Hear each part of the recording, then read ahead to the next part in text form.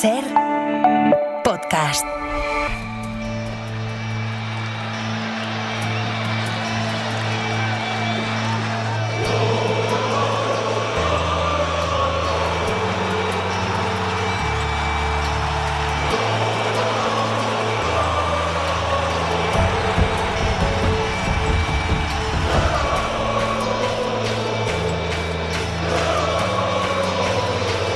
En la cadena SER, El Larguero, con Álvaro Benito.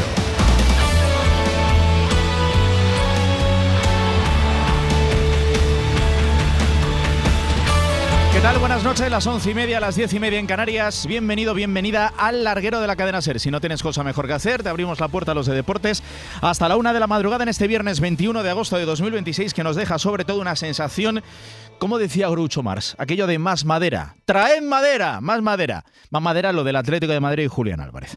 A ver cómo explico esto. Lo que ha pasado en esta tarde-noche, por si acaso has estado en la playa o estás apurando tus últimos días antes de volverte de vacaciones. A media tarde me llamaba Talavera y me contaba que iba a salir un comunicado vía agencia F de Miguel Ángel Gilmarín, del CEO del Club Atlético de Madrid. Me quedo fundamentalmente con estas tres frases, aunque ahora nos ampliará Talavera. Vamos a ayudar a Julián porque lo necesitamos. Claro, habla de Julián Álvarez. Vamos a ayudar a Julián porque lo necesitamos. No podemos permitir que otros clubes y medios afines decidan lo que tenemos que hacer. Y me quedo también con esta frase. Debemos comprender, esto lo dice el CEO del Atlético de Madrid, debemos comprender que Julián no ha tenido cerca a los mejores consejeros sobre su carrera profesional en los últimos meses. Es decir, le pega un palo en toda regla al representante de Julián Álvarez, Fernando Hidalgo, que entendemos que en una respuesta a ese comunicado ha puesto un post en Instagram. Ya sabemos cómo es el periodismo y las formas modernas de comunicar. Nunca le preguntes a un mentiroso por qué mintió. Para explicarlo tendría que mentir de nuevo. No hace falta tener dos ingenierías para saber que se refiere evidentemente a Miguel Ángel Gilmarín, después de lo que ha dicho el CEO del Atlético de Madrid esta tarde. El resumen es que tenemos al CEO de un club grande pidiéndole a su futbolista estrella, podemos decir, o potencialmente más importante, que se quede, aunque a la vez le pega un palo al representante de ese futbolista que se quiere ir a un equipo que es al único al que el CEO de ese club grande no lo quiere vender. El resumen es ese, y la sensación de que es una situación ya insostenible. Dejemos de un lado lo del Barcelona. El Atlético de Madrid tiene todo el derecho del mundo de no vender a Julián Álvarez al Fútbol Club Barcelona. Pero la sensación es que ¿qué se va a hacer con Julián? ¿Qué va a hacer el Atlético de Madrid con Julián Álvarez? Si es evidente que además la afición está en contra. Tiene contrato, es una evidencia. Pero el de hoy es otro capítulo más. 11:33, enseguida vamos con eso, pero antes vaya jornada. Es que ha empezado ayer la jornada 2 cuando no ha acabado la jornada 1, pero vaya semana de golazos que llevamos. Ayer Marco Mariano, a comienzo de semana golazos de Kang In Lee y también de Kang In Lee para el Atlético de Madrid y también de Alex Baena, y en el día de hoy ha marcado un auténtico golazo Rodrigo Riquelme para darle el triunfo al Betis 1-0 sobre la Real Sociedad. Sigue Antony con el balón, Antony juega a la frontal, ahí está el Cucho abre a la izquierda, Riquelme le pega, ¡gol! Así se ha contado en Radio Sevilla, Cadena SER. No sé, Florencio Ordóñez, si lo está escuchando ahora nuestro siguiente protagonista o se lo vas a tener que poner. Hola, Florencio. Muy buenas. ¿Qué tal? Muy buenas noches, Álvaro. Pues sí, lo estaba escuchando Riquelme, lógicamente sonreía, es un día muy feliz, ¿no?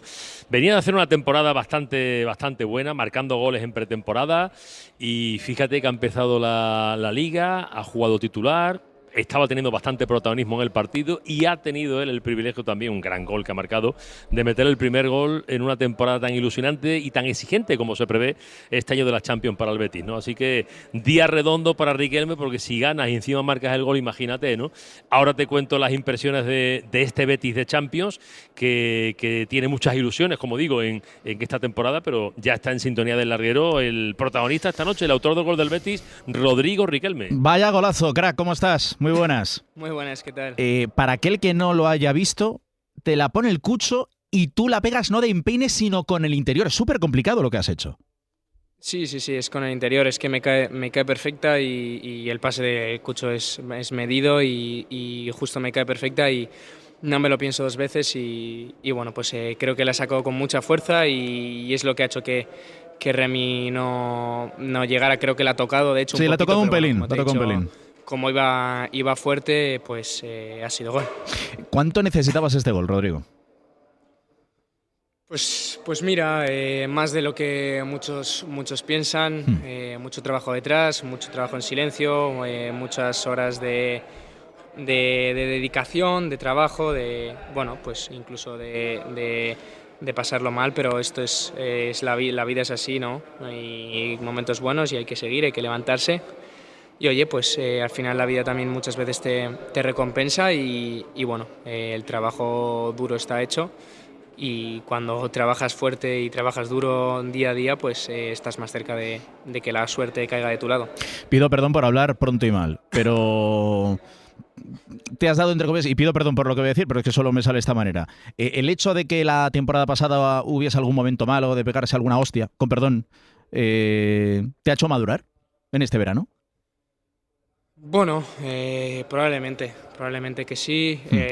Creo que desde el final de la temporada pasada, te estoy hablando igual un par de meses antes de que terminara, hasta incluyendo el verano, hasta el día de hoy, me ha servido mucho para crecer, sobre todo para poner el barco en la dirección que quiero y bueno, pues tengo muy claro dónde quiero llegar y tengo muy claro cuál es el camino. De 0 a 10, ¿cuánto ilusiona la Champions? Porque la afición está como loca.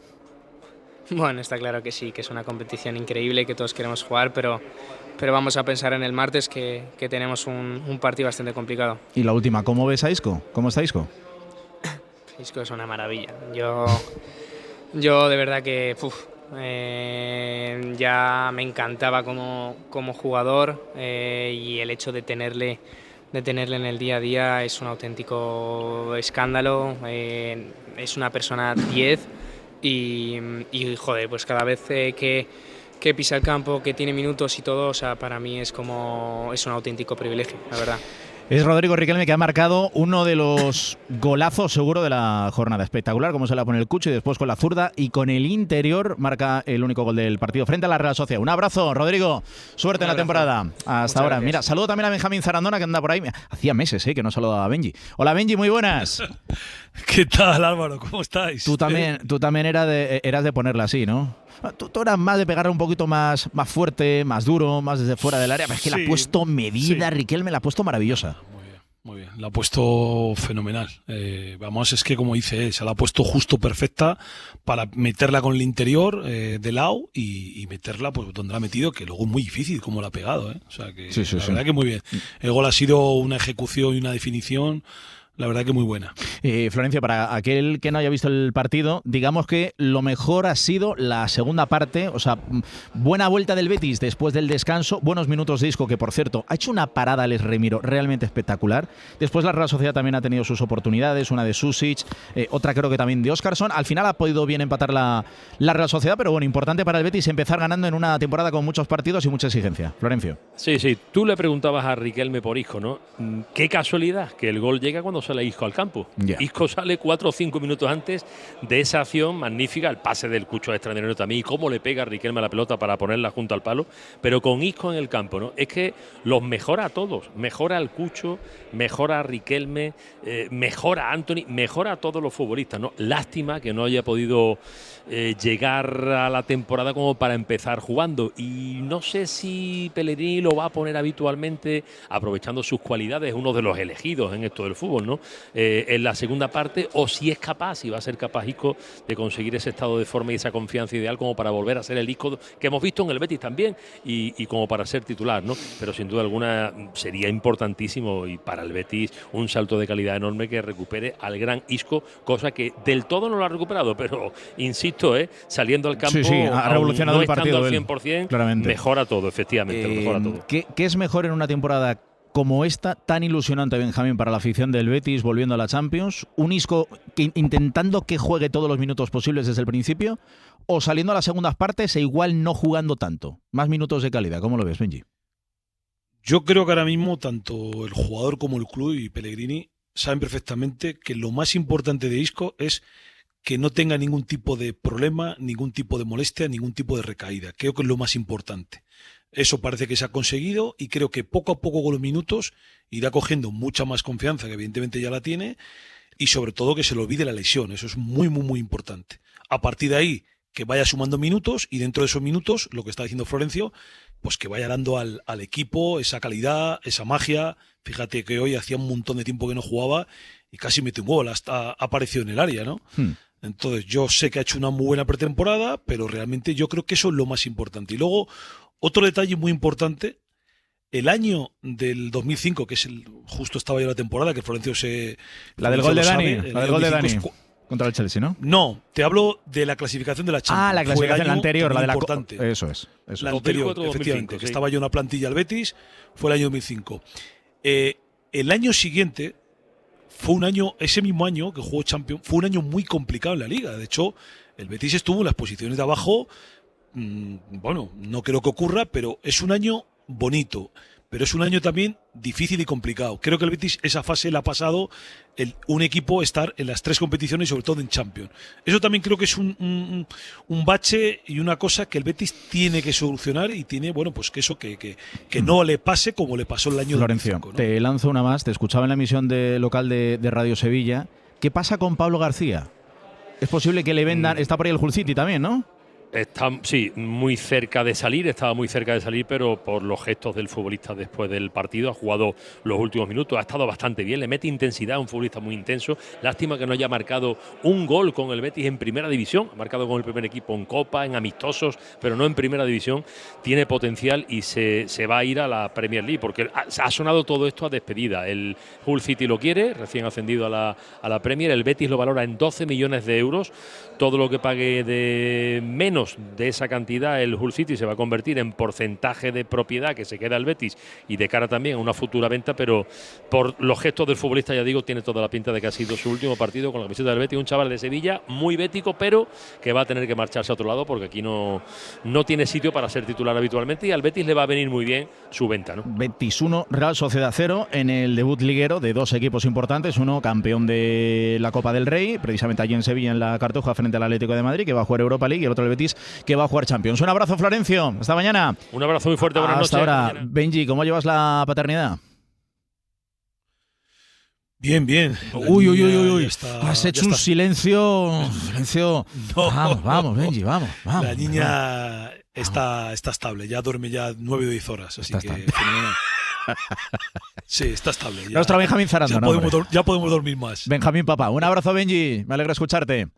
Un abrazo. Hasta ahora. Recuerdo que mañana tenemos más Liga. 4 de la tarde empieza Carrusel con Escorial y todo el equipo. A las 5 de la tarde Athletic Sevilla.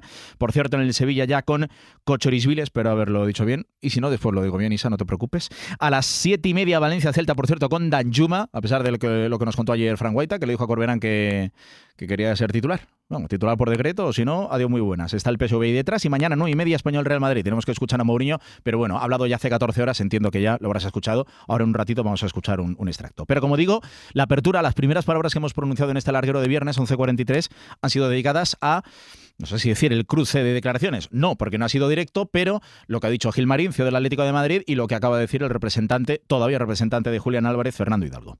Miguel Martín Talavera, buenas noches. ¿Qué tal, Álvaro? Buenas noches. Esa era media tarde más o menos, me avisabas que iba a salir, no sé si decir comunicado / entrevista en la agencia EFE de Miguel Ángel Gilmarín. Tala. Sí, palabras de Miguel Ángel Gilmarín, porque uno pensaba que después de todo lo dicho y la contundencia del Atlético de Madrid y ver lo que ha dicho Mateo Alemán antes del partido del Málaga y ver lo que ha hecho Simeone, pues que era caso cerrado. Pero como seguía llegando desde Barcelona, que hasta el último segundo, que el Atlético de Madrid lo quiere vender fuera, lo quería sacar hacia el Arsenal y demás y tal y cual, pues ha querido salir al paso Miguel Ángel Gilmarín, que está llevando este asunto en primera persona, para mostrar la contundencia que ya lo hizo con aquel vídeo y con aquella entrevista, Álvaro, de hace algunas cuantas semanas, para dejar claro que hay que ayudar a Julián, para dejar claro que Julián es uno de los jugadores importantes que fueron a buscar y que es fundamental para el presente inmediato del equipo rojiblanco y, como tú bien dices, mandarle un recado primero a los que han estado detrás de todo esto. Más allá, yo creo que el que mejor ha explicado todo esto te lo hizo el otro día, que fue Kiko Narváez. Tú puedes tener las ganas de salir de un club, pero puedes hacerlo mejor o peor, y desde luego el representante no ha estado a la altura del futbolista y del caso. Lo ha expuesto sin nada debajo. Él puede hablar de mentiras o no mentiras. La realidad es que no iba a salir a cualquier precio Julián. Eso lo tenía muy claro todo el mundo, y menos a Barcelona después de todo lo que había pasado durante el año. Y por lo tanto, el que engañó a Julián pensando que con esta maniobra, intentando torcerle el brazo al Atlético de Madrid, iba a salir, fue Fernando Hidalgo, fue su representante, fue su equipo, y por ende el FC Barcelona, que también se ha llevado otro tan, hablando de las formas, de la falta de valores, de intentarle marcar su camino y lo que tenía que hacer el equipo rojiblanco, y a partir de ahí, bueno, pues con esa contundencia. Luego es verdad que tiene el Instagram cerrado, pero bueno, evidentemente solo podía salir desde Barcelona, que es el hilo directo que ha tenido Fernando Hidalgo para ir intoxicando durante todo este verano todo lo que ha ido ocurriendo. Bueno, pues salía desde varios compañeros de Barcelona ese post de Instagram de Fernando Hidalgo hablando de lo que decías tú al principio, de a un mentiroso no le dice. Nunca le preguntes a un mentiroso porque ha mentido, porque tendrá que volver a mentir. Para explicarlo tendría que mentir. Lo que está claro es que más allá de mentirosos hay profesionales, y el que no ha sido profesional y no ha estado a la altura del futbolista que lleva en todo este asunto ha sido Fernando Hidalgo. Insisto, algunas frases de esa declaración a la agencia F del CEO del Atlético de Madrid. Vamos a ayudar a Julián porque le necesitamos. No podemos permitir que otros clubes y medios afines decidan lo que tenemos que hacer. Y después esas palabras dándole un palo a Fernando Hidalgo, que ha dicho: nunca le preguntes a un mentiroso por qué mintió. Para explicarlo tendría que mentir de nuevo.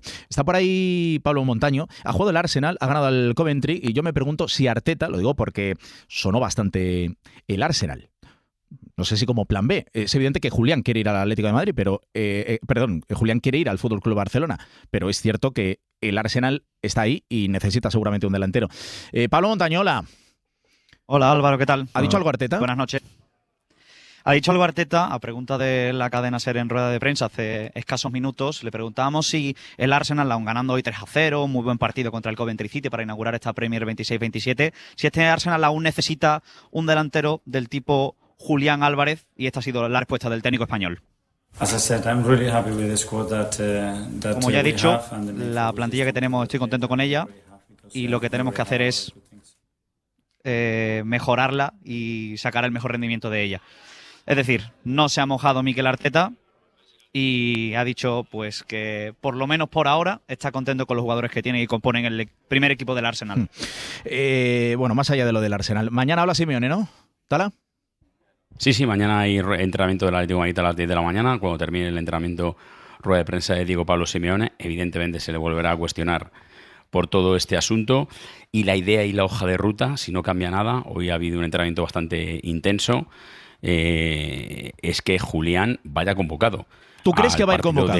¿Tú crees que va a ir convocado? ¿Tú crees que va a ir convocado? Yo creo que sí, yo creo que sí, porque se vio el otro día que contra el Málaga, con todos los respetos, recién ascendido, te costó porque no está Sorloth, porque necesitas pólvora arriba, porque ayer estaba Mateo Alemán en Londres intentando cerrar a Nico Jackson para que sea un refuerzo de delantera, que en principio, si no cambia nada, no va a venir porque el Chelsea quiere traspaso y el fair play financiero del Atlético de Madrid no lo permite, solo contemplaba una cesión.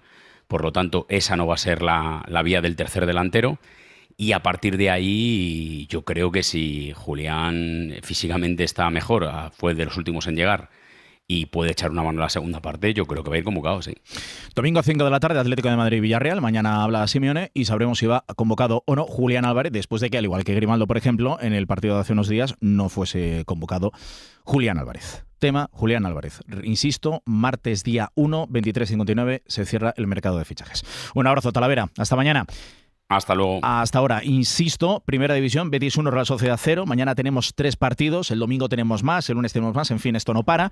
La semana que viene tenemos el sorteo de Champions, por cierto, que no se me olvide, el jueves a partir de las 6 de la tarde, lo vamos a contar en Carrusel. Y mientras en Segunda División continúan sucediéndose los partidos, hoy ha arrancado la jornada 2 con el Córdoba 2, Girona 1, y creo que está por ahí José Antonio Alba con protagonista. Adelante, Alba. ¿Qué tal, Álvaro? Muy buenas y muy buenas a todos los oyentes del Larguero. Aquí estamos en la zona mixta del Estadio del Arcángel, donde hace un ratito ya que terminó el partido con esa victoria del Córdoba por 2-1 frente al Girona, en un muy buen partido hoy del conjunto blanquiverde, que suma sus primeros 3 puntos en la temporada, con un gol, con ese segundo gol de Diego Borí, futbolista que ha hecho un gran partido y que está con nosotros. Hola, Diego, ¿qué tal? Muy buenas noches. Buenas noches, muy contento. Se ha sufrido, al final con ese segundo, con el gol del Girona, esos últimos minutos ha habido sufrimiento, pero bueno, así casi que sabe mejor, ¿no? Sí, sabe mejor. Además sabíamos que era un rival que venía de primera, que hace 2 años estaba en Champions, y si no sufríamos era una cosa que no era normal, o sea que muy contento.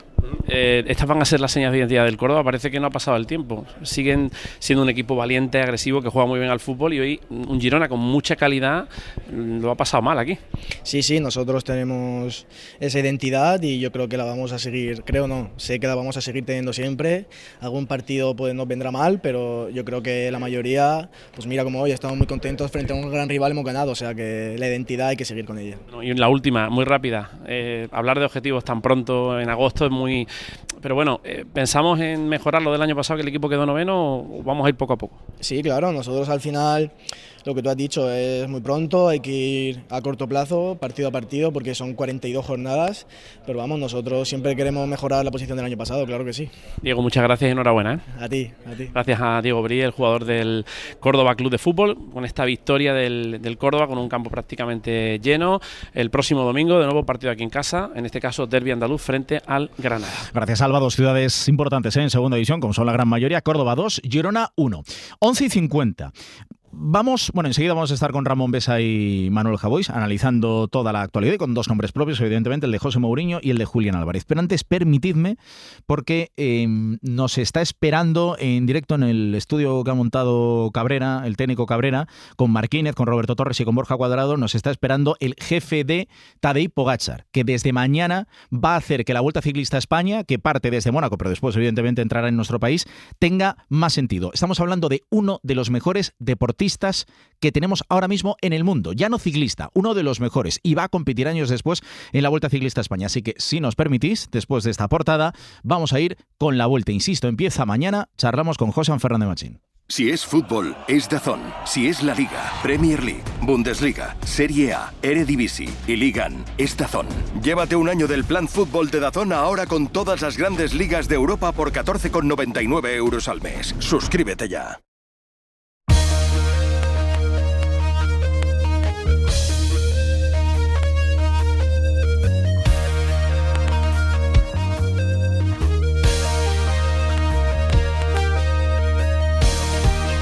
Tadej Pogačar es sin ninguna duda la gran atracción de la Vuelta Ciclista a España, que comienza mañana en Mónaco. Y como es la gran atracción, y como yo creo que es una de las noticias del año en el deporte español, que seguramente en el top 3 de deportistas, mejores deportistas que hay en 2026 a estas alturas, yo creo que podemos colocar a Tadej Pogačar. No solo es uno de los mejores ciclistas de la historia, sino que es uno de los mejores deportistas de la actualidad. Estamos todos de enhorabuena porque va a estar en la Vuelta Ciclista a España y queríamos también hacerle su hueco en esta noche previa en el Larguero. El equipo de enviados especiales de la cadena SER, comandado por Íñigo Marquínez, como es habitual. Hola, Íñigo, muy buenas. Aquí estamos, muy buenas noches a todos. Está también por ahí Borja Cuadrado. Hola, Borja. Hola, Álvaro, buenas noches. Y Roberto Torres. Hola, Roberto. Hola, ¿qué tal? Muy buenas. Muchos alicientes en esta edición de la Vuelta, que como suele ser habitual y en estos últimos años arranca fuera de España, en esta ocasión en Mónaco, pero lo primero de todos, tenemos protagonistas, se os ve a través del canal de YouTube del Larguero y no le vamos a hacer esperar. Marquínez. Sí, no lo vamos a hacer esperar porque ya no son horas, ¿no? Lógicamente para los ciclistas no, pero para el director deportivo tiene que estar también, ¿no? Pendiente de lo que va a pasar mañana en esa primera etapa, en esa primera crono. A mí me decía uno, nos vamos a aburrir en la Vuelta porque va a machacar Pogačar. Hombre, cuando Pogačar está en el asfalto, para empezar hay siempre espectáculo, eso es verdad. Sí. Y luego, bueno, pues vamos a ver si hay alternativas o no, pero hay que correr 21 días, son 3.000 y pico kilómetros, hay una infinidad de puertos y bueno, pues el director deportivo, el responsable, José Fernández Machín, que le gusta decir mucho a Yago, cuando habla de Pogačar, dice, y es del Atleti, que siempre dice Yago, porque recuerdas que en la presentación en Bilbao del Tour de Francia salió diciendo Opa Atleti, a indicación lógicamente de José Fernández Machín, que ejerce también de vizcaíno, de Basauri, y que es un hombre, bueno, pues que conoce como nadie a Tadei. Hola, José, buenas noches. Hola, buenas noches. ¿Ya le has hecho un poquito más del Atlético o qué? ¿A Tadei? Del Atleti no se pierde nunca la afición. O eres y ya no se cambia. O sea que desde aquel grito... ¿Cuándo salió el Tour de Bilbao? ¿Cuándo fue? ¿Hace 3 años? 2-3 años. 2023. Efectivamente. 2023, sí. ¿Tenéis conversaciones más allá de ciclismo? Por ejemplo, también de fútbol y demás, o solo ciclismo? José. Te diría que a veces hablamos de ciclismo. Ah, bien. Eso es lo mejor de todo, José. Eso es lo mejor de todo. Que también podáis hablar incluso hasta de cosas personales, ¿no? Y no demasiado de ciclismo. Sí, no, realmente... Al final, cuando hablas de ciclismo es cuando tienes que afrontar ciertas decisiones, o sobre todo en las reuniones, pero si es claro que bueno, hablamos de muchas cosas, de la familia, de Mónaco, de aficiones... no, de fútbol no mucho, la verdad. No es alguien que hable mucho de fútbol, pero sí, sobre todo de la vida personal de todos. ¿Está alojado en su casa o está ya con el equipo? Claro, es que no se ha tenido que desplazar porque él vive en Mónaco. Está aquí en el hotel. ¿Cómo está Tadei? Es lo que el aficionado, no solo al ciclismo, sino al deporte en España, que igual no sigue todas las ediciones de la Vuelta Ciclista a España, que hacen mal, y ya aprovecho para meter la cuña todos los días desde las 4 de la tarde, Carrusel Deportivo con Martínez y con todo el equipo. Pero yo creo que en esta ocasión hay más gente que lo va a poner y que va a escuchar la radio para saber qué hace Tadej Pogačar. ¿Cómo está Tadej? Bien. Bien, gracias. A temblar. ¿No? Bien. Me da miedo esa respuesta. Vaya respuesta. ¿Quieres ampliar algo más? No ha dicho muy bien, por lo menos. Por lo menos no ha dicho muy bien. Algo, al menos no ha dicho, Torres, al menos no ha dicho que está mal. ¿Cómo ha recuperado del Tour? Bien, la verdad que bien. Ha estado en casa, ha estado tranquilo. Ha recuperado física y mentalmente. Y te tengo que decir que acabó bien el Tour, con lo cual...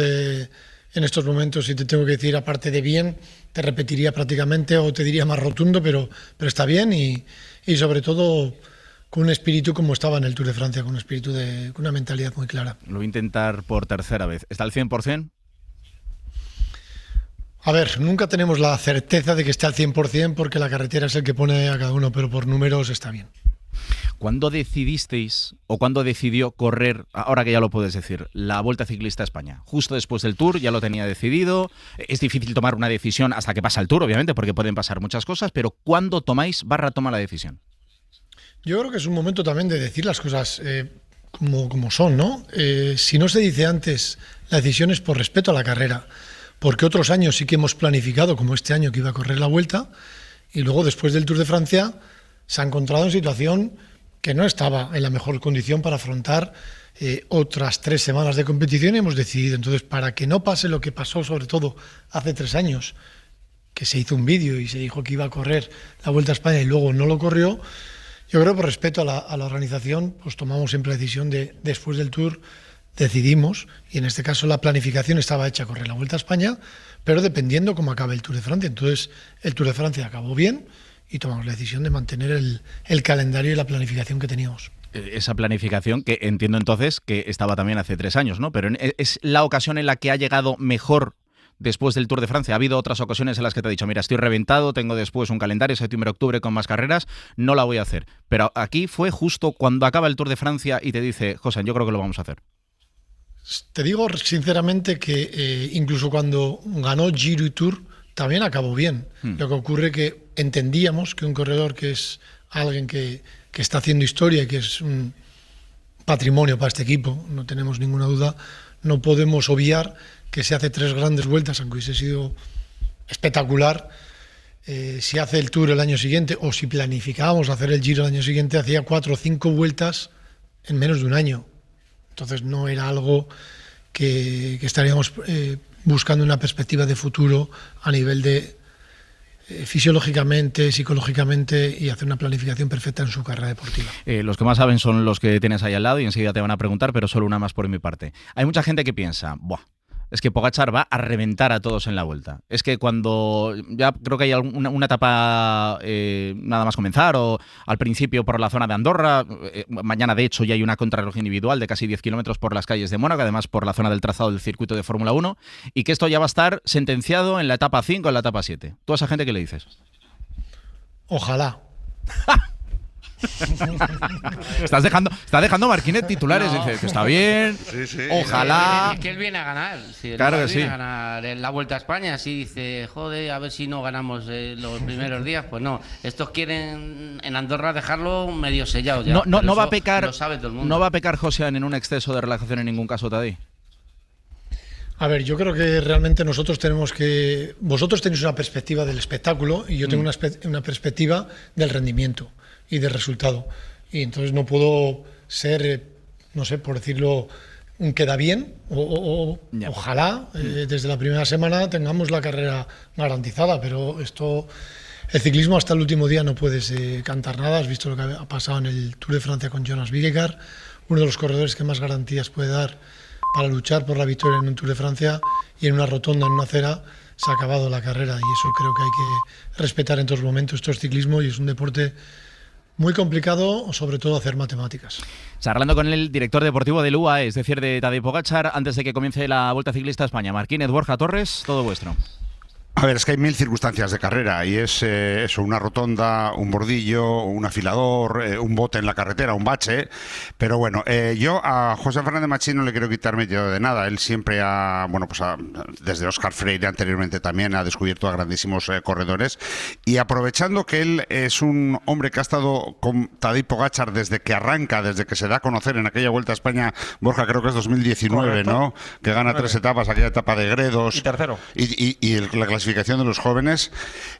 José, tú que has estado con él a diario, si no físicamente hablado con él, de ese 2019 hasta este 2026, ¿se ha hecho gallito o sigue siendo esa persona humilde? Dime la verdad. No se ha venido arriba a decir, cobro un montón de tela, soy el mejor corredor del mundo, un ídolo para la gente. Te voy a decir algo que posiblemente, y no quiero quedar bien, pero es la perfección hecha ciclista. Es agradecido, te pide siempre las cosas por favor y después te da siempre las gracias. Es un líder, no es un campeón. Se preocupa por los compañeros, se preocupa por el staff, se preocupa incluso por mí. Situaciones que te podría decir a nivel de anécdotas, que realmente, por ejemplo, el Tour de Francia, el famoso día de que él gana en Alpe d'Huez, tenemos un accidente con Einer Rubio y lógicamente me ve afectado porque no deja de ser un corredor que hemos tenido un accidente y ha tenido que acabar la carrera por ese accidente, y me ve que hemos ganado la carrera y realmente se preocupa por estar al lado mío personal, que llevo 30 años en esto, con lo cual no es que algo que no haya vivido, ¿no? Hace un vídeo para Einer, le mandamos un maillot firmado para Einer. Es alguien que realmente el lado personal lo lleva de una manera espectacular. Le admiro como persona más que como ciclista. Pues ahí queda ¿eh? eso. Mira, Álvaro, yo le quería preguntar, ayer escuché a Tadej en la rueda de prensa, decía, mi objetivo en la Vuelta es no acabar destruido, por el tema de que luego llegan carreras muy importantes, como llega el Mundial, que va a buscar el tercer consecutivo, los europeos que son en su país, en Eslovenia, y luego Lombardía, que si no me equivoco la ha ganado 5 veces seguidas. Eso, no sé, de antemano puede provocar que veamos a un Tadej que lo que quiera es poner el check de la Vuelta y a lo mejor no veamos esa versión tan apabullante, es decir, diciendo, tengo luego lo demás, quiero ganar la Vuelta y bueno, a lo mejor no es como otras veces. Pero tienes aquí libre ruta, decide al final de libre ruta. En una etapa plana poco se puede cerrar, en una etapa de montaña se puede buscar, en una crono es selección natural, etapas de montaña, entonces depende más bien el libre ruta de las etapas y la orografía de la propia carrera, más que el hecho de la actitud. Porque aunque tú tengas actitud agresiva, si la etapa no acompaña, pero está claro que hay muchas etapas en las cuales se puede romper la carrera. Esta es para mí una Vuelta durísima. Dice que manda el libro, y el libro manda que la Vuelta es durísima, que tiene muchas llegadas para Tadej, lo tengo yo clarísimo, que es el máximo favorito, si no pasa nada, como decías tú, también lo tengo claro. Pero aparte, UAE, ¿qué busca? Aparte de que gane Pogačar la Vuelta.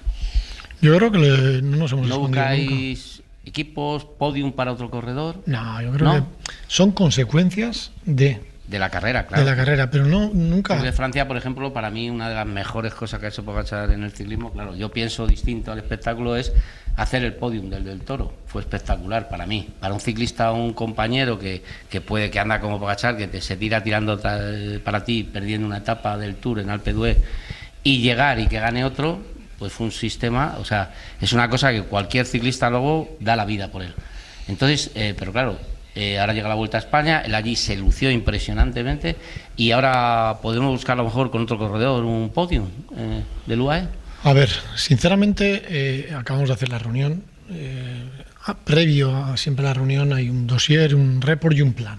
Siempre hay un plan, incluso te puedo decir que en el plan decimos de antemano cuáles son las etapas. El plan de verdad no me lo vas a contar a mí. No, sí, que lo cuente. Además, está Josan, que además te veo con ganas de contar cosas, lo cual yo creo que el oyente de Larguero lo va a apreciar. E iba a ser mi siguiente pregunta. No sé si ahora que tienes el libro de ruta ahí, si hay alguna etapa que os emociona especialmente, a Pogačar, a ti, al equipo, que dices, buah, aquí nos viene genial, la vamos a reventar o lo vamos a intentar.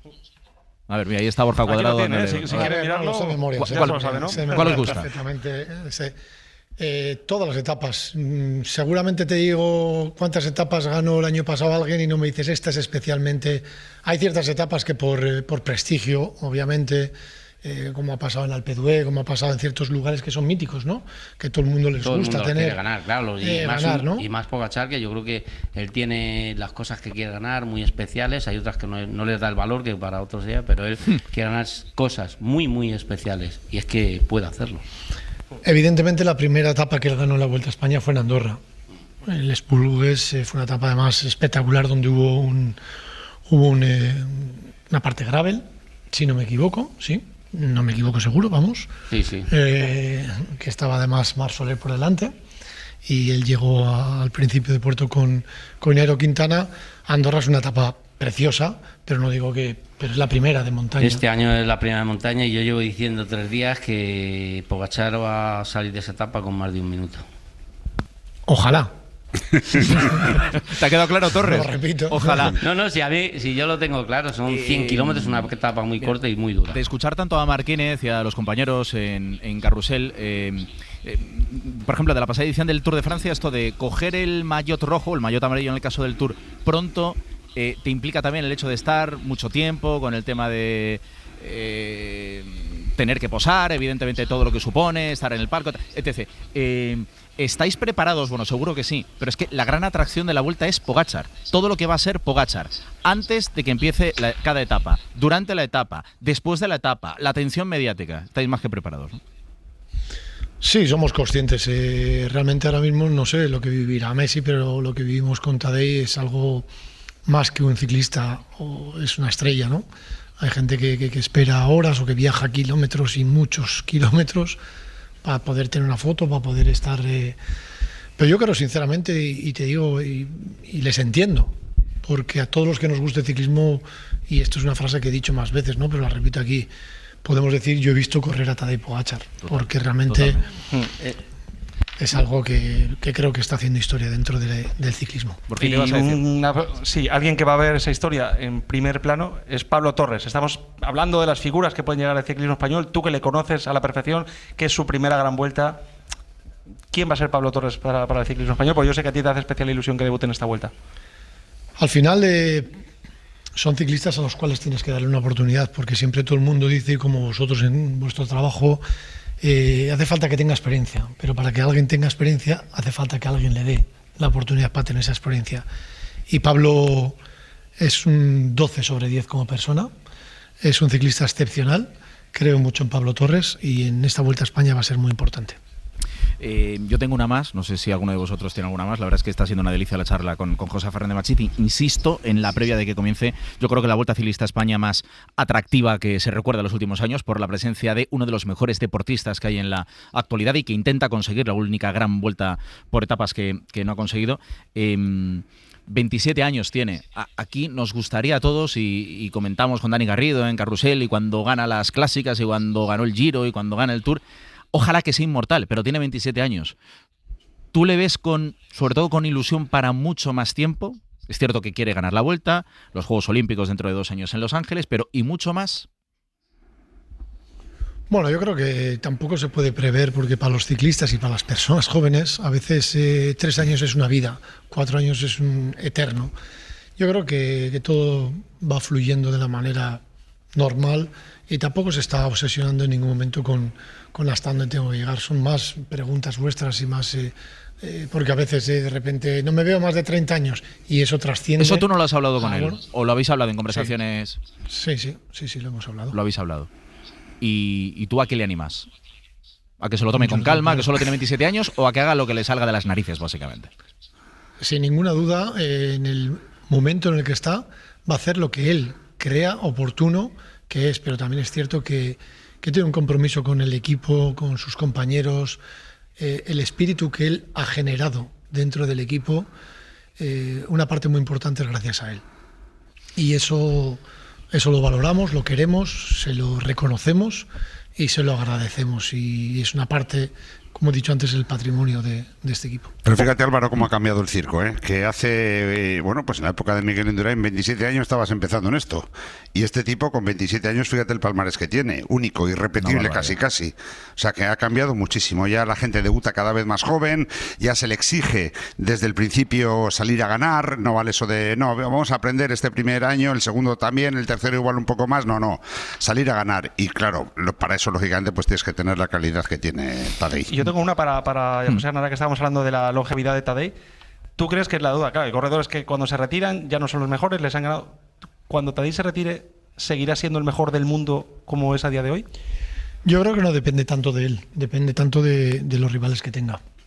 Creo que es más una situación de los rivales que tenga, porque siempre hablamos de Jonas Vingegaard, pero de repente este año hemos tenido a Isaac del Toro, hemos tenido a Paul Sixas, y lo mismo que aparecen Isaac del Toro y Paul Sixas, siguen apareciendo corredores, y a veces nos centramos solo en las barreras o en las vallas en las cuales competimos, y en otras barreras y en otras vallas, llámese sub-23 juveniles, siguen formándose grandes talentos a los cuales no podemos desestimar ni dejar de valorar. Creo que hay corredores muy importantes que están llegando.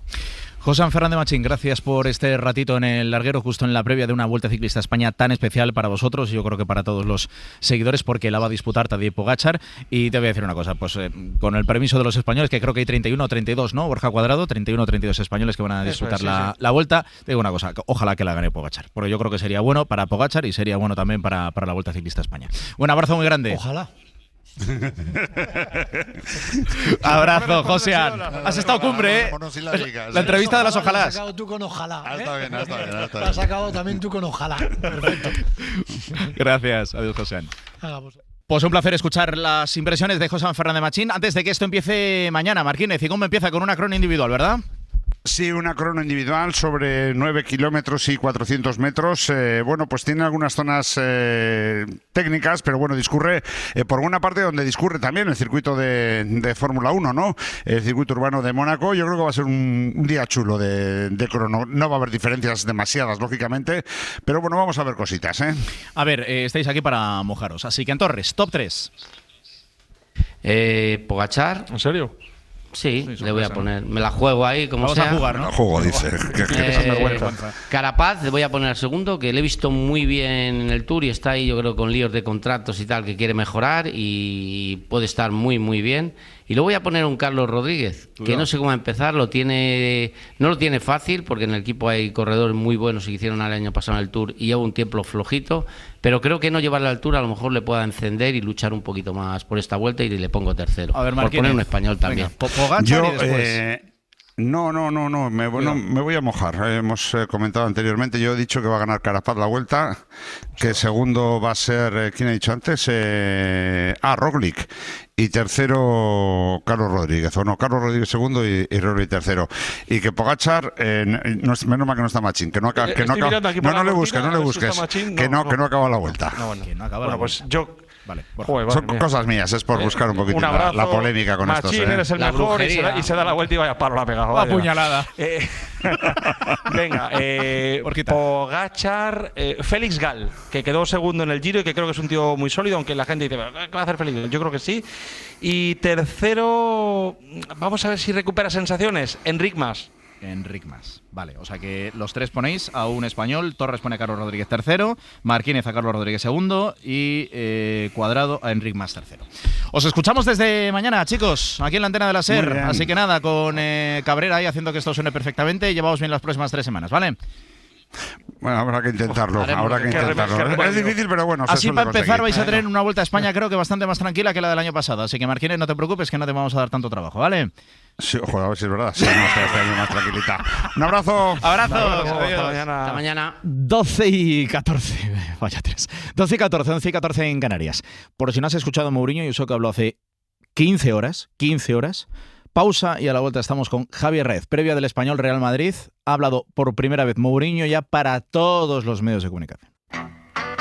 El Larguero. Con Álvaro Benito. Seguirá con Ramón Besa y Manuel Javois, hacer el repaso habitual hoy centrado en 2 nombres propios, José Mourinho y Julián Álvarez, que ha sido la gran noticia de la tarde. Está por ahí Javier Rez. Hola, Javi, buenas noches. Hola, ¿qué tal? Álvaro, buenas noches. Avisamos que el extracto que vamos a poner de Mourinho es bastante amplio, pero yo creo que merece la pena. ¿Cómo has notado tú hoy a José en su vuelta?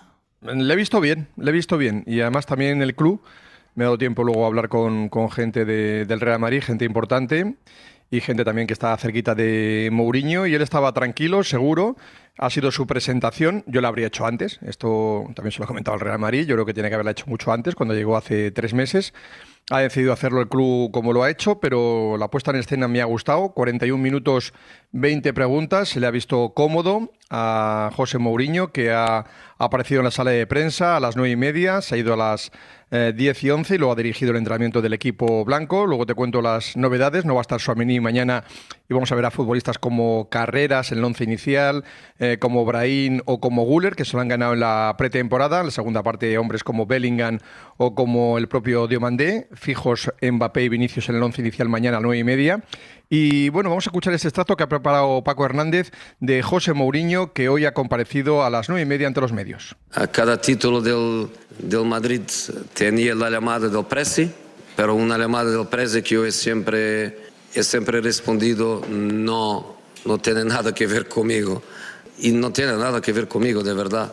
Me alegro que el trabajo que he hecho aquí ha dejado cosas positivas, pero después los títulos son de los que aquí estaban, de Carlo, de Zidane. Voy a preguntarle por 2 en especial, Tchouaméni y Valverde. No sé si ha hablado con ellos de lo que pasó el pasado año, eso está cicatrizado, si le preocupa o si todo está perfecto para comenzar muy bien la temporada.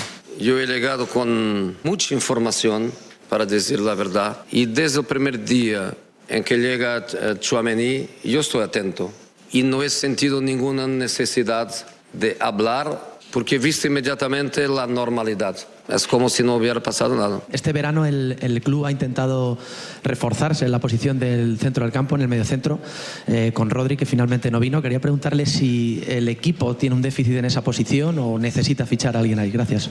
No creo que tengamos un déficit. Después puedes venir con la pregunta si no tienes un déficit porque habéis querido fichar a Rodri. La guinda, ¿no? Sería como, yo pienso que la expresión es correcta, ¿no? Sería como la guinda, es un gran jugador, pero cuando tú tienes Tchouaméni, Camavinga, Valverde, Bernardo, Arda, porque yo pienso que Arda al final puede también, hoy no, pero dentro de algún tiempo podrá también jugar en esas posiciones. No es que tengamos un problema o que tengamos que ir a por otro jugador. ¿En qué punto del fútbol mundial pones tú a Vinicius y cómo valoras la noticia de que renueve hasta el 32 con el Madrid? La noticia no ha sido sorpresa. Yo cuando he llegado y me explicaron la situación contractual, mi primera pregunta es, ¿este se quiere quedar o no? No, este se quiere quedar. Una cuestión obviamente de números, una cuestión obviamente de su gente, sus agentes, pero este se quiere quedar. En ese momento yo me he quedado absolutamente tranquilo. ¿Qué le aconsejaría al Mourinho de 2013 al Mourinho de hoy? Buena pregunta, pregunta filosófica, pregunta difícil. Y para mí es mucho más fácil estar ahora tranquilo que 5 años atrás, 10 años atrás, 20 años atrás. Es siempre una evolución. Mantener la tranquilidad. Y estoy en mejores condiciones hoy que estaba cuando llegué, que estaba cuando partí, y es un poco por ahí. ¿Cuál va a ser el primer 11 del Real Madrid contra el Español? Primer 11 de Mou. El primer 11 de Mou. Vamos a ver de vosotros quién tiene mejores contactos. Un Mourinho más tranquilo, pero que ha dejado titulares. O sea, tranquilo, pero ha dejado titulares, ha dejado cosas interesantes, ¿eh? Sí, hombre, hay dos cosas ahí. Una, que cuando mira a Juan Camilo, al responsable de prensa del Real Madrid que está a su lado, le dice: aquí han estado muchos, pero solo han ganado dos, ¿no? Ancelotti y Zidane, ¿no? Y luego lo del tema de las filtraciones, que ahora se da una importancia al tema de las alineaciones. Yo no voy a decir aquí ahora, pero yo entiendo que quieras tener una privacidad en tu grupo, pero que yo ya llevo muchos años, y yo recuerdo que ibas al hotel de concentración del equipo. Yo he seguido a todos los de Madrid, al Rayo, al Atlético de Madrid, al Real Madrid, sección española, y antes de irse a la siesta te decían: este no me pone. O sea, es que era una normalidad absoluta. Yo no digo con esto que no deberá decirlo, pero se le da una importancia al tema del once inicial que para mí es una equivocación. Digo, tanto en prensa como en jugadores. Totalmente. Y cuerpo técnico. Y dicho esto, nosotros somos periodistas, vivimos de las filtraciones y nosotros preguntamos. A veces obtenemos respuesta y a veces no. Nos están esperando Ramón Besa y Manuel Javois, pero mañana me has dicho que es Español Real Madrid sin Tchouaméni.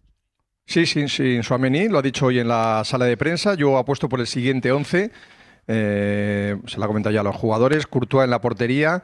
Dumfries está para jugar, pero lleva más tiempo Trent Alexander-Arnold. Por la izquierda, Carreras. En la segunda parte puede jugar, y el segundo partido frente a la Real veremos a Cucurella, pareja de centrales Konaté y Dinghausen.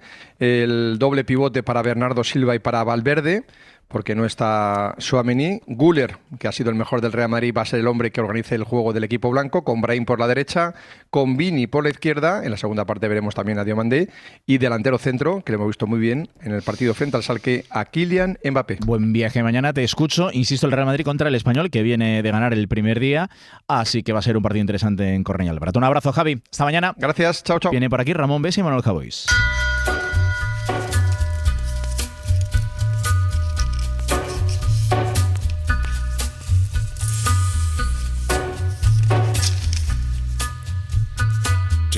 Ramón Besa, buenas noches.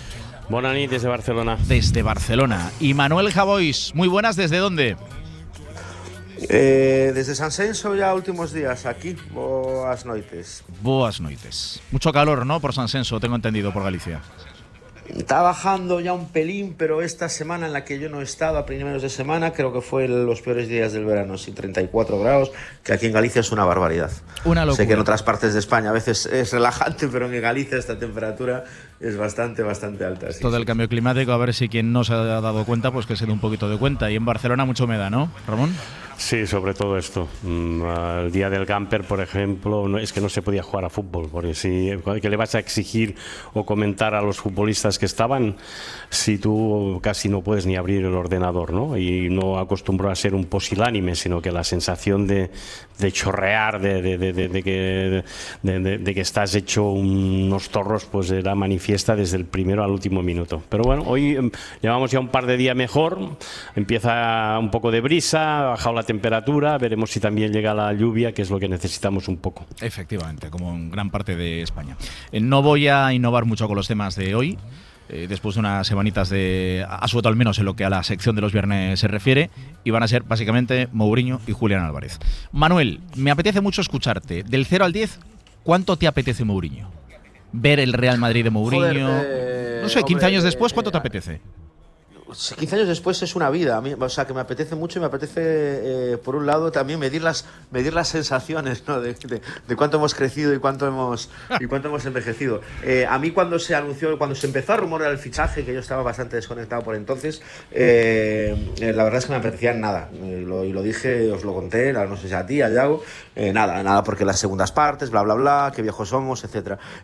Se ha generado una cierta expectativa, y el tío ha dado una rueda de prensa de 45 minutos, sí, en la que no ha levantado un titular grosero ni a tal, que ha dicho, bueno, a ver qué pasa. Creo que el Madrid que recibe Mourinho no es el Madrid que recibió Mourinho en 2010, 2009, sí, 2010. Sí, no tiene nada que ver. Es verdad que estamos entonces debajo del Barça, pero es cierto que aquel Madrid era un Madrid que había jugado brillantísimamente hasta un momento de la temporada con Pellegrini, que había marcado muchísimos goles, y sin embargo la sensación de superioridad aplastante de aquel Barcelona era infinita. Y en aquel momento Mourinho convulsionó el madridismo.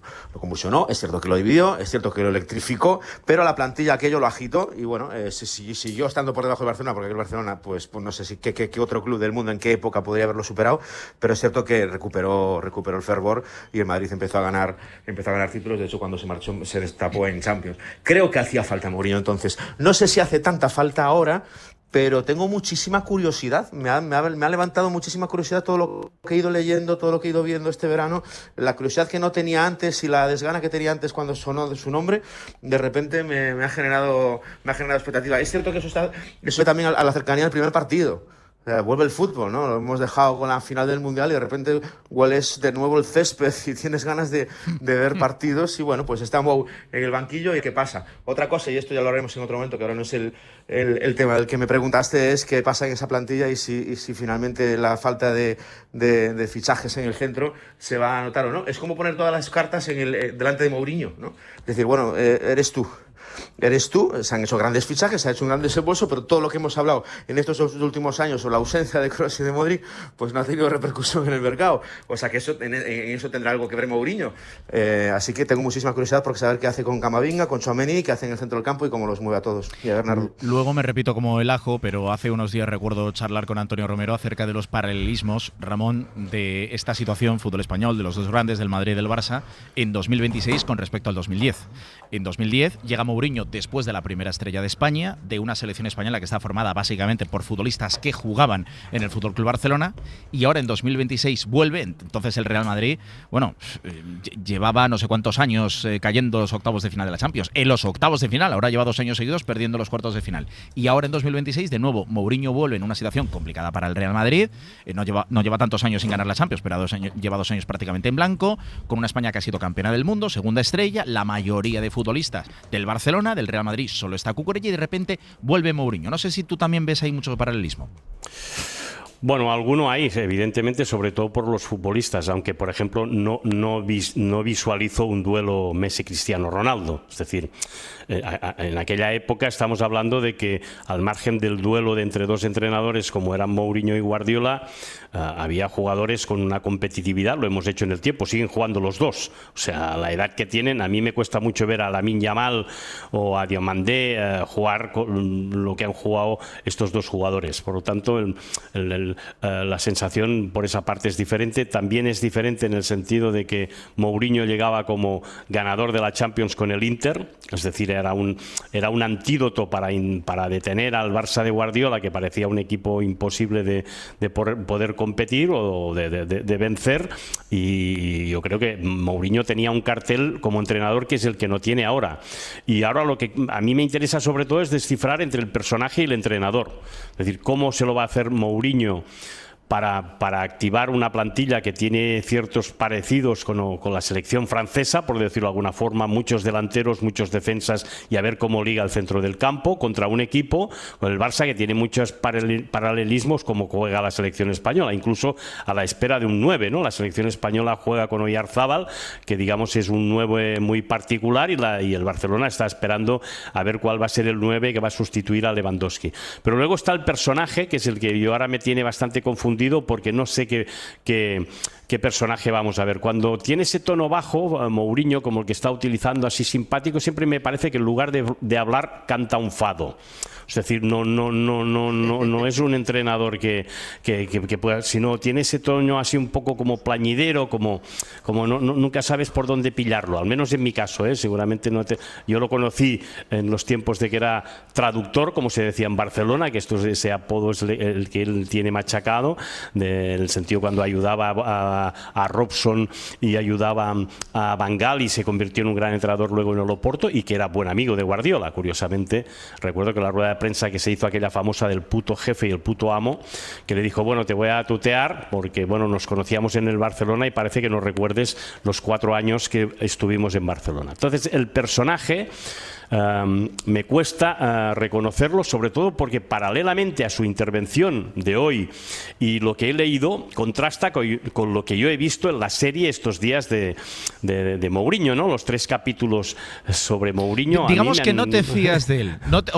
No te fías en el sentido de que el Mourinho que tú conoces y que has visto en la serie, que por cierto yo no la he visto, pero todo el mundo la recomienda, y digamos el Mourinho de un tono más bajo, más suave. El tema es cuando lleguen las curvas. Es que esto del fútbol es cuando lleguen las curvas. Ahí es donde se ven a los entrenadores. Porque sobre todo Mourinho, y tú ves las declaraciones de sobre todo los jugadores del Chelsea, estamos hablando de Terry, estamos hablando de Lampard, incluso estamos hablando de Ibrahimovic en el Milan, que luego estuvo en el Barça. Los futbolistas destacan sobre todo la manera que él tiene de abducirte. O sea, el entrenador que es capaz, no solo tácticamente, porque tácticamente el documental no descubre gran cosa, y creo que tácticamente Mourinho nunca ha sido un entrenador que haya apostado por un tipo de fútbol, sino que el fin justifica los medios y puede hacer un planteamiento en función del rival.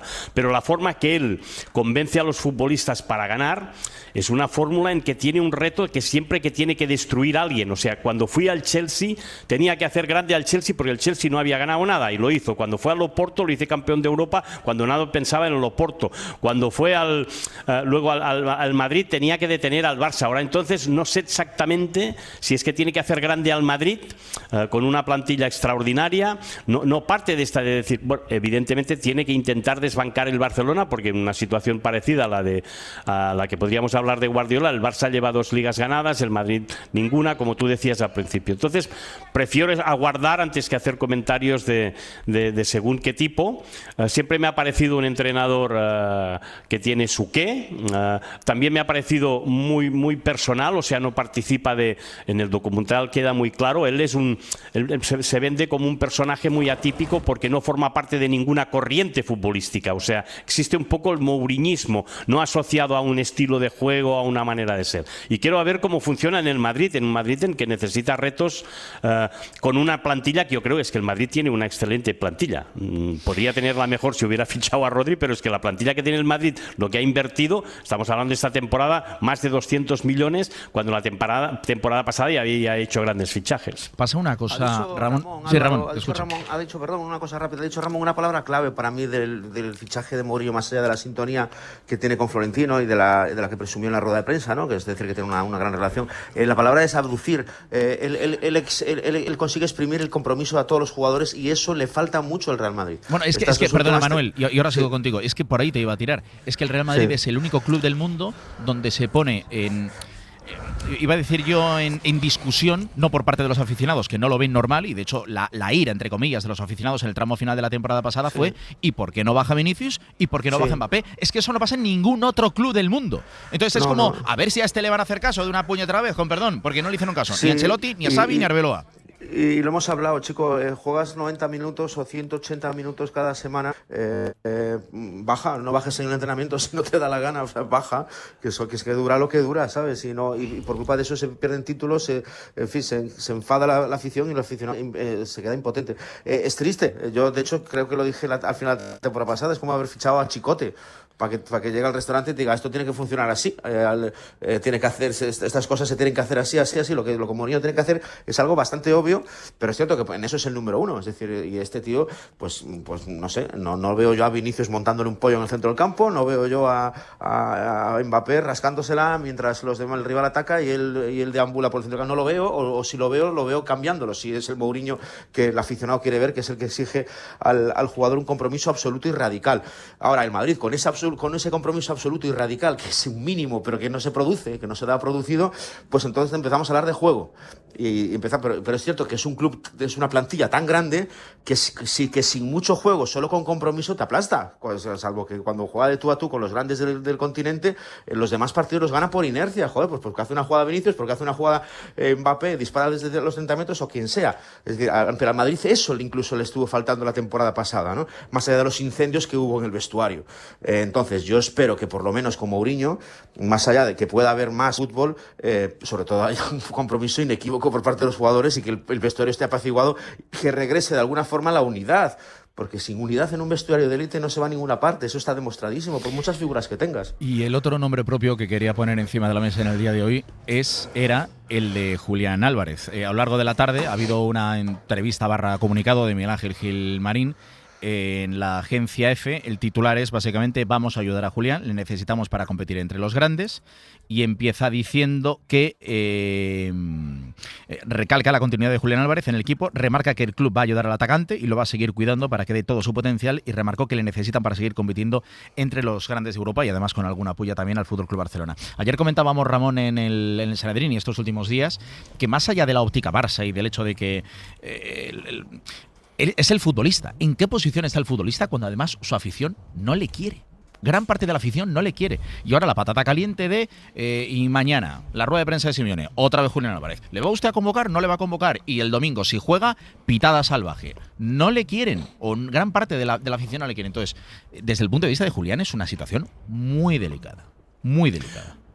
Sí, no es fácil, porque creo que la vía de ir a la Premier, vía Arsenal, también creo que lo comentamos en el programa, él no le seduce. Julián o es el Barça o no se mueve, o eso es lo que parece, sobre todo porque él regresó del City y digamos que a la Premier ya está, o no es un jugador que no sepa de qué va la Premier, aunque la oferta venga del Arsenal. Entonces, Julián tiene un problema en el Atlético de Madrid. A mí me parece razonable que el Atlético de Madrid, por una parte, no quiera que se refuerce el Barça o el Madrid. En ese caso, el Madrid también hizo la oferta en su momento, al menos eso pareció.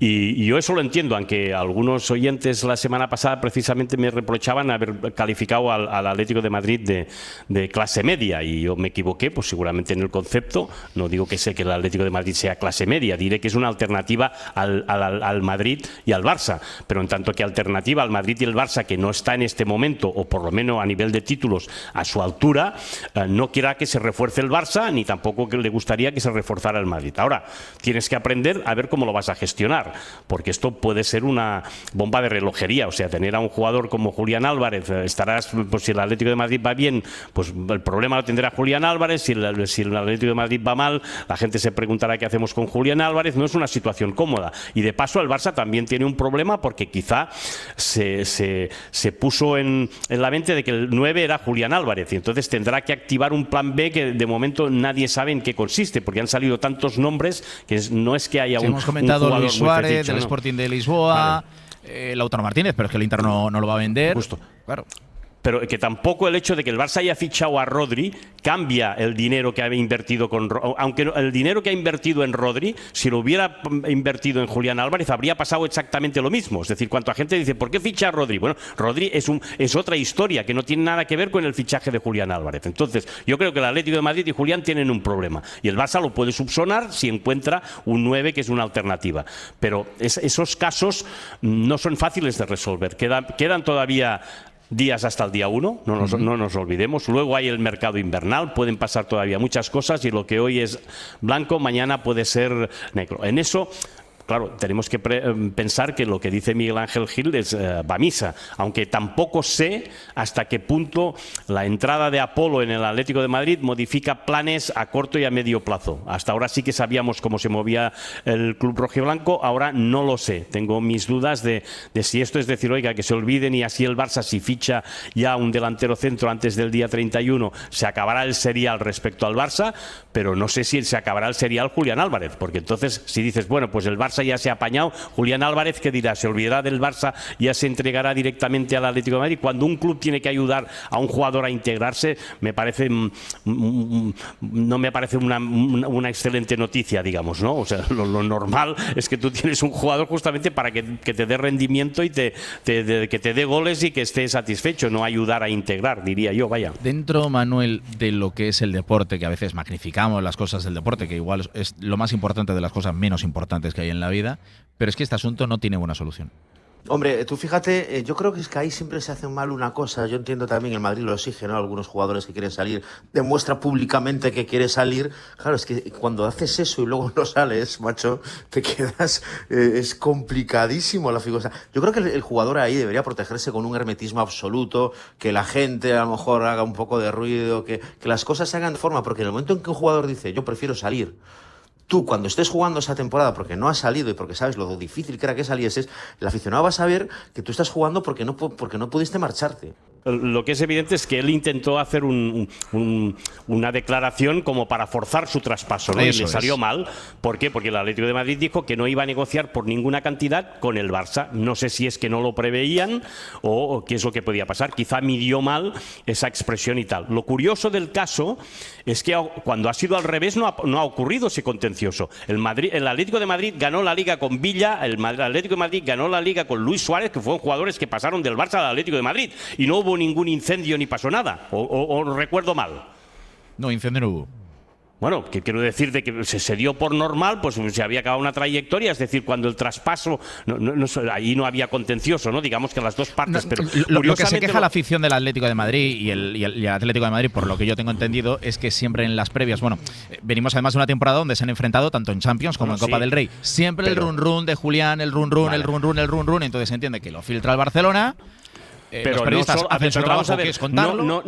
no solo es una cuestión del Barcelona. Aquí es donde es que no voy a defender al Barcelona. A mí las políticas de los clubes cada uno se las sabe, pero Julián, el que tiene, entre otras cosas, es que no está a gusto jugando con Simeone. Es decir, el punto de partida es que él no ve que el Atlético de Madrid tenga aspiraciones o no ve que el juego del Atlético de Madrid a él le venga bien. Es decir, no es que se haya ido un acto de rebeldía, lo que se le ha dicho, que cree que tiene que irse al Barça a otro club porque con Simeone, pues por las circunstancias que sean, no hay la sintonía que se esperaban. O eso es lo que yo entiendo, lo que sé. A lo mejor estoy equivocado. No es que haya dicho, es que me han dado muchos millones. No, estamos hablando de aspiraciones deportivas y estamos hablando de sistema de juego, no estamos hablando de millones, al margen de que le pueda pagar más o menos la ficha. Yo creo que ahí está el kit de la cuestión. Entonces, la integración pasará porque Simeone y Julián Álvarez se lleven bien. No sé cómo va a jugar Simeone, no tengo ni idea de quién va a ser el 9, si va a meter a Julián más o no, qué va a pasar con Sorloth, qué va a pasar con más delanteros.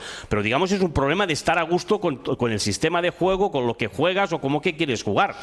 Mira, esa fue la discusión justamente entre Mourinho y Rodri, cuando dijeron, me entraron Rodri tenía dudas de cómo voy a jugar y Mourinho dijo, pues por las dudas de Julián y ahora las tengo yo. Pero curiosamente yo creo que a Rodri le pasó que con Flick hablaron del juego, no hablaron de si vas a ser muy importante, de que yo te voy a prometer no sé qué, no, hablaron de qué función voy a tener, cómo vamos a jugar, y a partir de ahí tú puedes llegar a un acuerdo. No, esos jugadores, estamos hablando de un finalista de la Copa del Mundo, no estamos hablando de un cualquiera, y puede ser que tenga sus discrepancias con el entrenador. Entonces, si sigue el entrenador y el jugador siguen a disgusto, tienen un problema deportivo, no solo económico. No es una cuestión de si se va a ir al Barcelona o se va a ir al Arsenal y tal. Tiene un jugador que no se entiende con el entrenador. Ahora, si son capaces de resolver sus disyuntivas y Julián acaba siendo el delantero titular, hace no sé cuántos goles, pues igual ahí se acaba el contencioso. Pero entiendo que esto parte de porque no está a gusto. Después de una gran primera temporada de Julián Álvarez, la segunda pues ha dejado mucho que desear. Incluso estuvo unos cuantos meses sin marcar ningún gol. Bueno, Mourinho, Julián Álvarez, los nombres propios, hay muchos más, Rodri, etc. Pero bueno, en el día de hoy queríamos focalizarlo en estos dos. Ramón Besa, un placer como siempre. Igualmente, gracias a vosotros. Hasta ahora, gracias. Manuel, un abrazo, que vaya bien. Ramón, gracias, saludos, chao, buenas noches. El Larguero, con Álvaro Benito. Es 10 veces campeona del mundo de kitesurf freestyle, tiene 32 años, pero da la sensación de que lleva con nosotros toda la vida. ¿De quién se trata? Isa Pacheco, muy buenas. ¿Qué tal, Álvaro? Pues de la única e inigualable Gisela Pulido, que hace unos días nos dio un susto porque la playa de los Lances, en Tarifa, caía ya la tarde y de repente Gisela Pulido sufrió una aparatosa caída mientras entrenaba con su tabla en el agua. Se vivieron momentos de mucha tensión, Álvaro, tuvo que venir incluso la ambulancia porque la caída, como te digo, fue dura e incluso Gisela tuvo que estar varios días en el hospital realizándose pruebas. Por suerte todo quedó en un susto, solo sufrió algunas fisuras en el cartílago y lesiones musculares intercostales, pero lo llamativo de todo esto, Álvaro, es que la caída de, como bien decías, la 10 veces campeona del mundo de kitesurf se produce después de que la catalana hace unos meses decidiera cambiar de modalidad. Ahora Gisela practica el big air, que consiste en saltar lo máximo posible para realizar acrobacias a 10, 20 o 30 metros de altura utilizando una cometa y una tabla. Es una modalidad que tiene más riesgos que la anterior que practicaba, el Fórmula Kite, y fíjate, Álvaro, lo que publicó Gisela después de la caída en sus redes sociales: cuando buscas llevar tus límites un poco más lejos, también sabes a lo que te expones. Hola Gisela, buenas noches. Hola, buenas noches. ¿Cómo estás?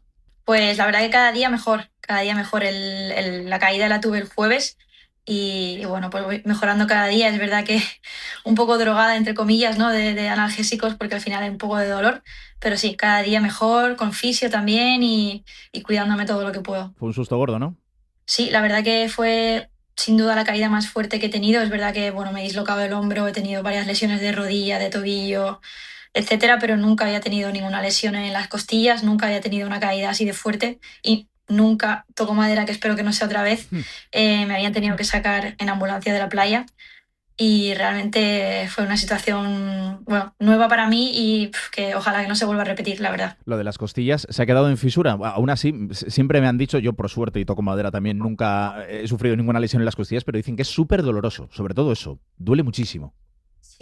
Sí, la verdad que yo tampoco había tenido ninguna lesión de costilla y sí, es bastante doloroso. En el momento estaba gritando de dolor cuando me pasó en el agua. Se me contrajo, creo, el diafragma y no era capaz de estirar las piernas. Estuve como durante un rato en shock y tardé como unos 45 minutos en salir del agua. O sea, estuve en el agua durante 45 minutos porque por la situación en la que estábamos en un sitio que se llama balneario entrenando, el viento te lleva hacia el mar, o sea, hacia Marruecos, y tenía que volver de vuelta a la playa y me costó muchísimo. Me ayudaron, pero bueno, al final todos tuvieron que sacarme nadando. Y bueno, pues sí, es muy doloroso. Por suerte, pues fue un golpe muy fuerte y no hubo fisura en las costillas, pero sí que hay fisura en el cartílago y en varias zonas de los intercostales, en lesiones musculares. Y los fisios creen también que me he podido subluxar un poco la zona y bueno, del golpe. Pero bueno, por suerte ha quedado en un susto, podría haber sido mucho peor.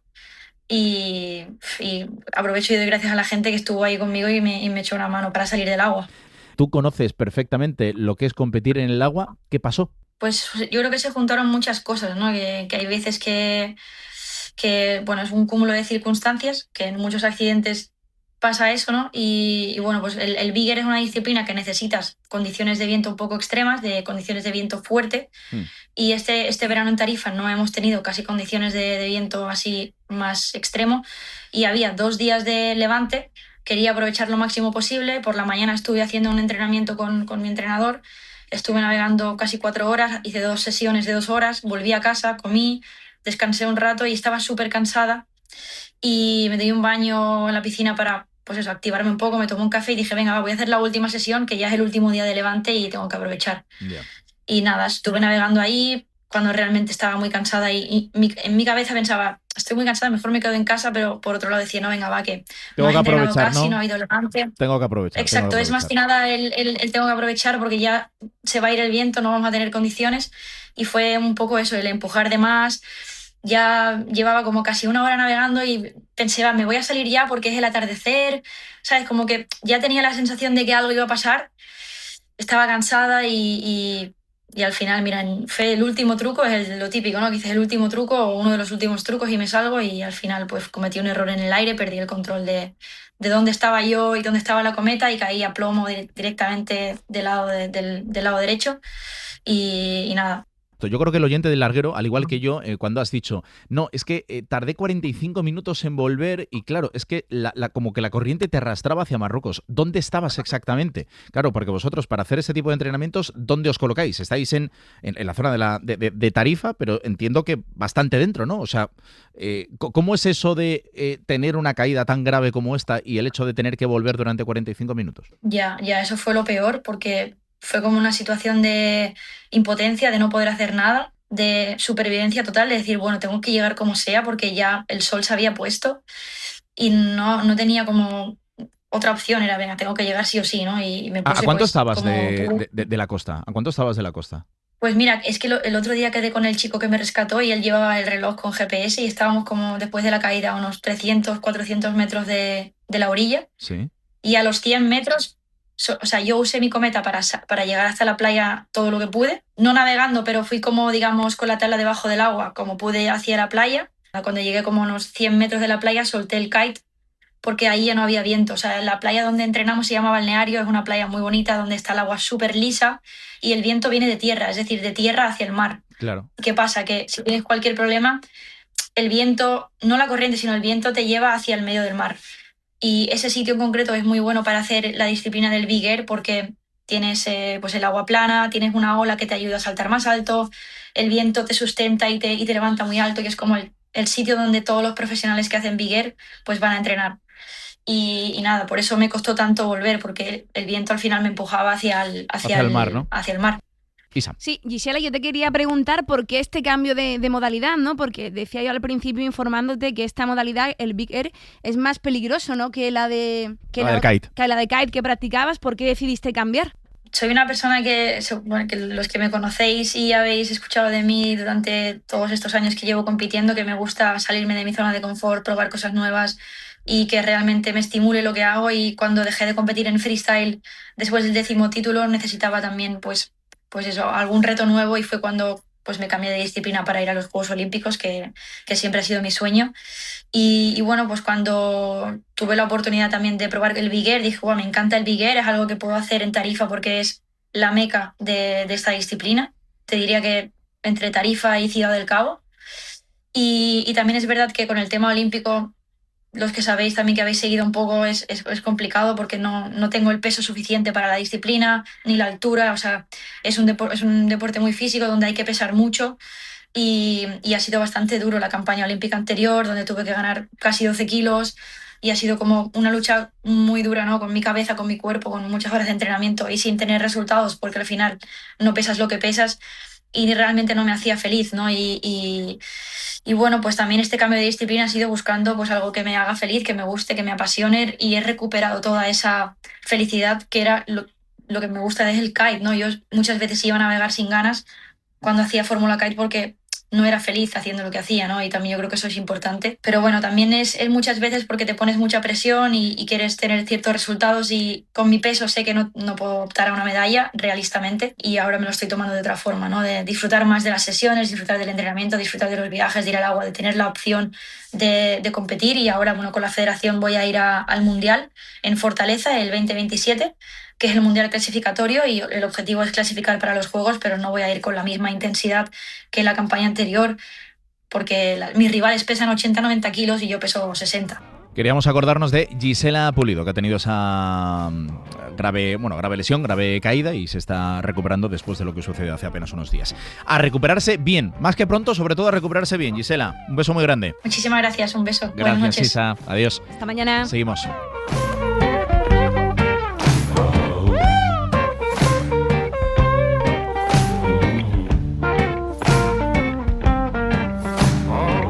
Nuestras grandes deportistas, Gisela Pulido.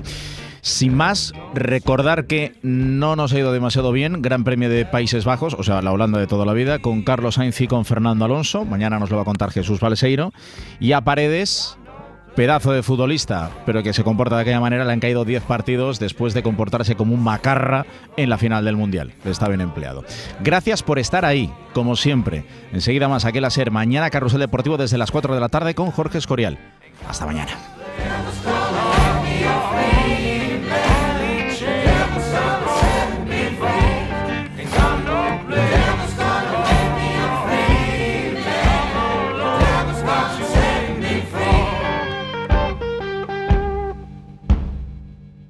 El Larguero y sus mejores momentos siempre en la aplicación de la SER. Para no perderte ningún episodio, síguenos en la aplicación o la web de la SER, Podium Podcast o tu plataforma de audio favorita.